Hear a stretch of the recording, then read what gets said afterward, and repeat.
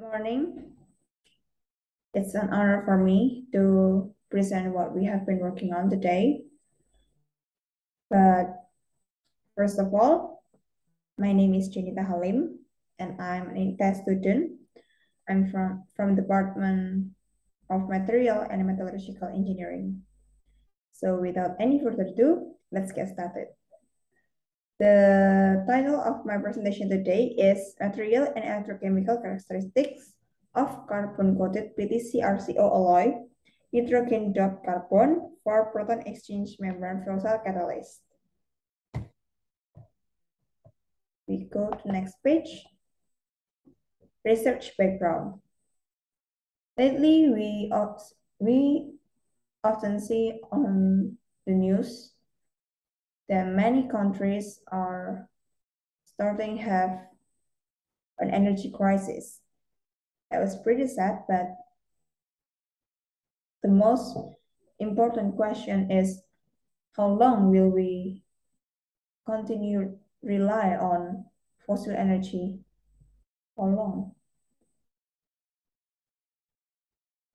Fossil energy, we know that very limited right now, and we know that fossil energy produce carbon emission that increase the temperature of the earth. That could be dangerous if we don't stop it right now. And I think this time is the perfect time for all of us to switch from the conventional energy to renewable energy. Renewable energy in this case, I mean, is PEM fuel cell, of course. And PEM fuel cells, we know that PEMFC produce zero pollution. And PEMFC is all PEMFC need is only water. In Indonesia, 2/3 of Indonesia territory is water. So this is, we think this is such a big advantage for us, for all of us. Let me explain how PEM fuel cell works. So this one is anode side and this one is cathode side. Hydrogen entry to anode side, then split into H plus and electrons.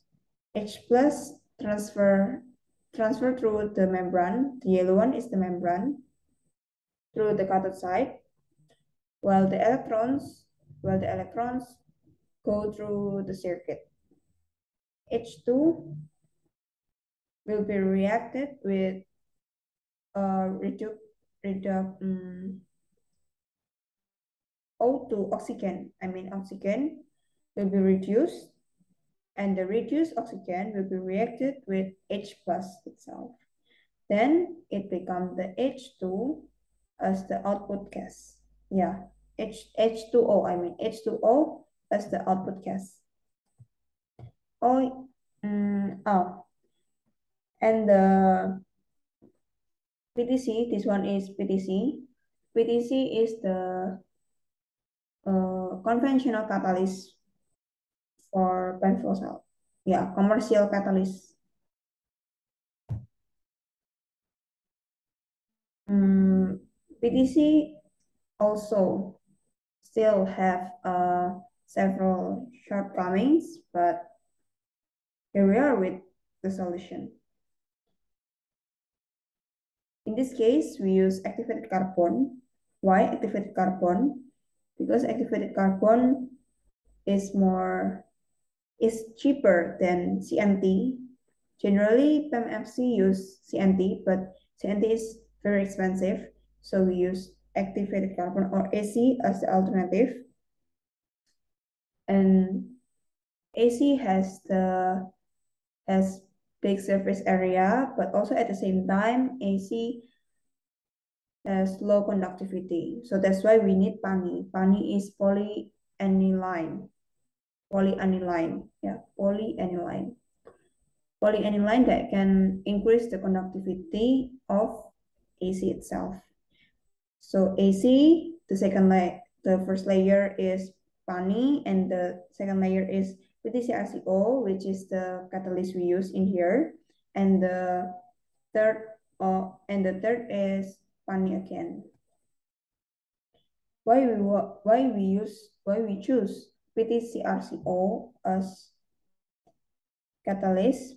Because we want to make a cheaper PEM fuel cell, but also at the same time we want to make a high durability and high performance fuel cell.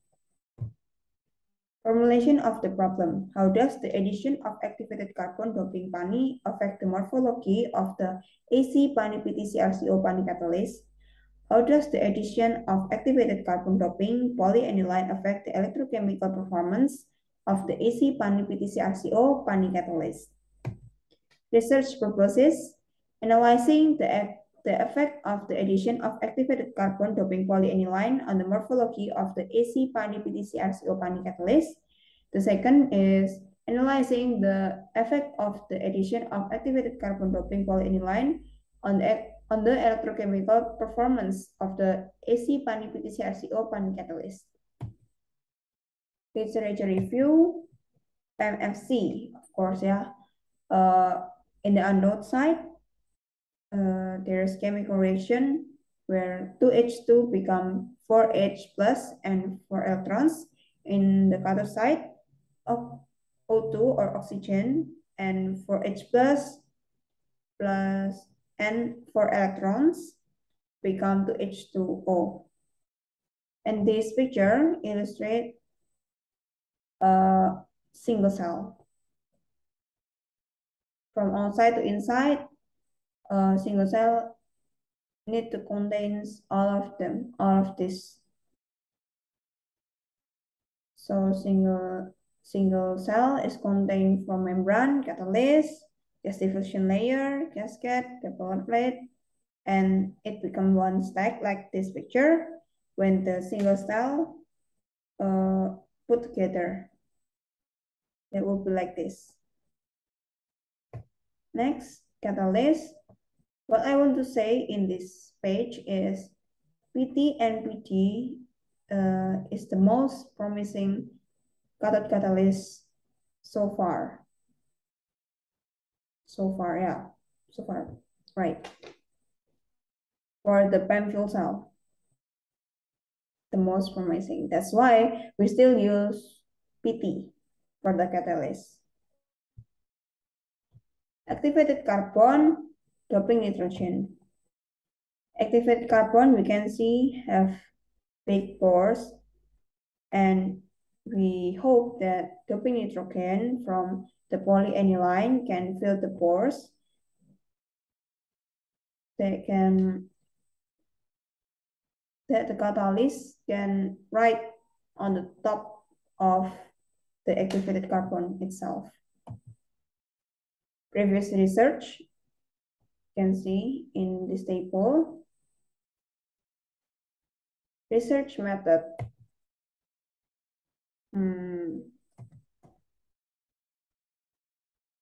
Okay, I forgot. Previous research, we focus on the last two tables, PTCOC and PTCrC. Obtain power density 0.27 and 0.284 from this reference.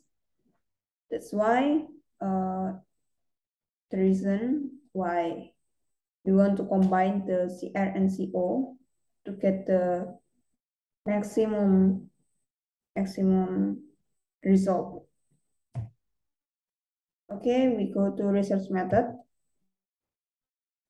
This one is carbon activation flow diagrams. Yeah, I don't need to explain, but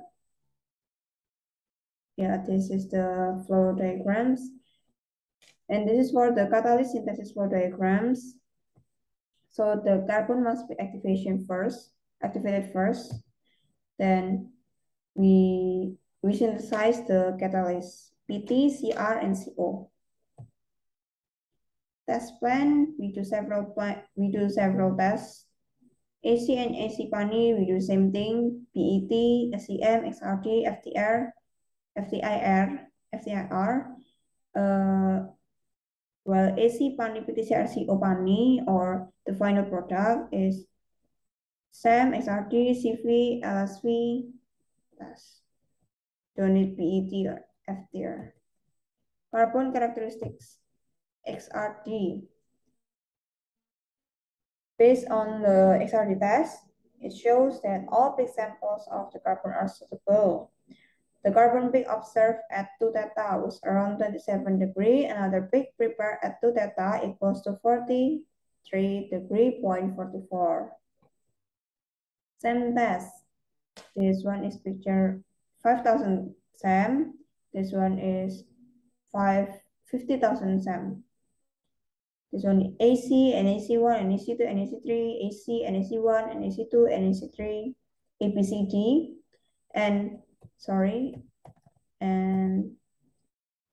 this one is the explanation of the composition. NAC1 and NAC2, we can say macropores because they are more than 25 nanometers.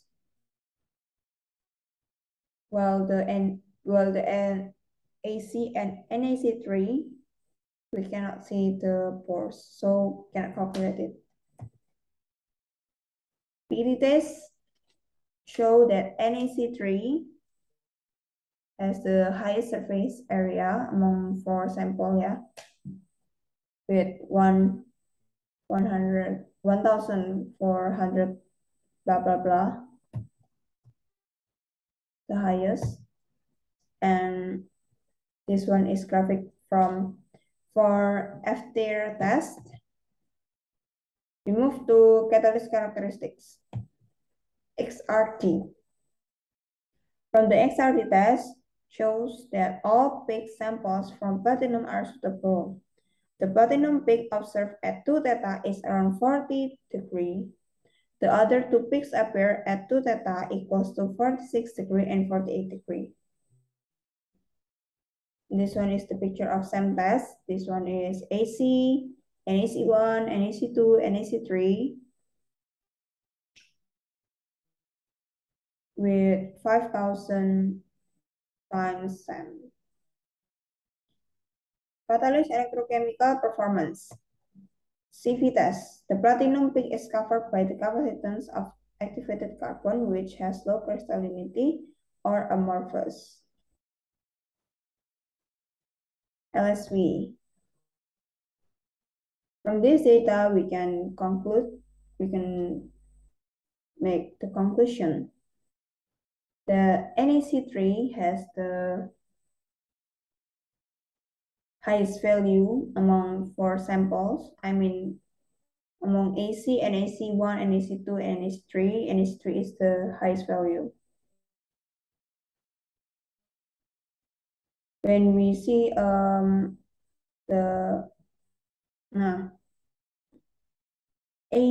NAC3, which means 0.34 AC and 0.66 PANI.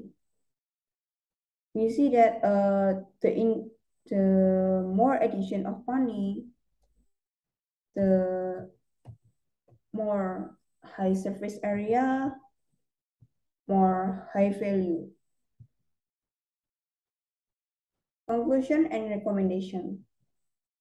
Conclusions. The synthesis of AC PTCRCON, NAC1 PTCRCON, NAC2 PTCRCON, and NAC3 PTCRCON catalysis was successfully carried out. The addition of nitrogen doping on carbon affects the morphology of the carbon, of course, The results of XRT where the addition of nitrogen doping can shift the peak of the carbon and can reduce the intensity of the carbon peak. The PANI doping on carbon will affect the surface area value obtained from the PET test, where the addition of PANI doping causes an increase in surface area. Like what I said, move to the second conclusion.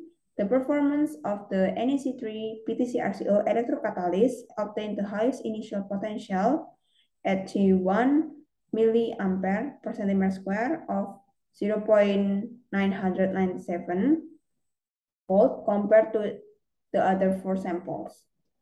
The exact value of the synthesized sample cannot be calculated because the PTH oxidation peak is covered by capacitance of the carbon. Then for AC-PTCRCON obtained the highest current density value with a value of 22.1561 milliampere per centimeter square. Recommendations.